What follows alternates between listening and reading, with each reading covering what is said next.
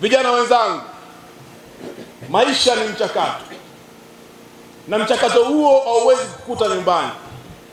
Wengi wananijua mimi, nimezaliwa hapa, nimesoma Kigarama, nimesoma Yungo, nimesoma Kadea na nikamaliza Yungo na nikaendelea.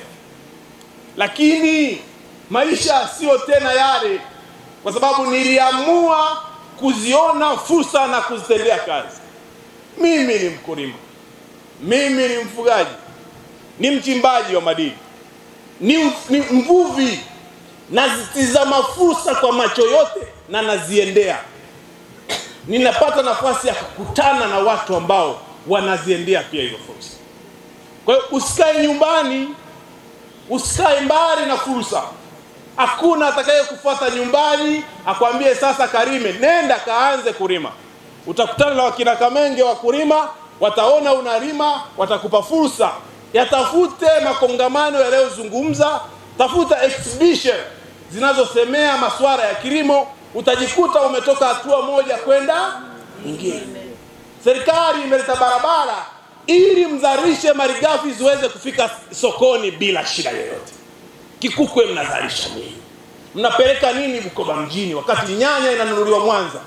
Mnapeleka nini Misenyi wakati nanasi zinatoka Mleba? Mnapeleka nini Bukoba mjini wakati ndizi zinatoka Karagwe? Na ardhi tunayo.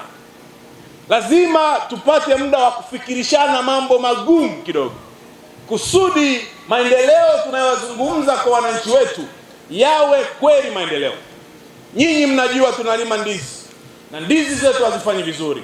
UMKI nao wajibu wa kuja na majibu namna gani ya kuboresha.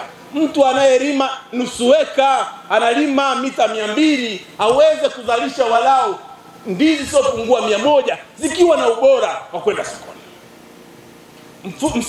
Mfumo wa kufuga ng'ombe mmoja kwenye eka 8 umeisha. Leo tunaweza kufuga ng'ombe 8 kwenye eka 1. Je, nyinyi UMKI mmefuatilia? Wanafuga bado wanapeleka ng'ombe malishoni wakati wana uwezo wa kutumia eka 1 kufuga ng'ombe wa maziwa, na wakalisha Kikukwe kwa kufuga ng'ombe 8. Ng'ombe wa lita 8 wametoweka, leo tunafuga ng'ombe wa lita 30.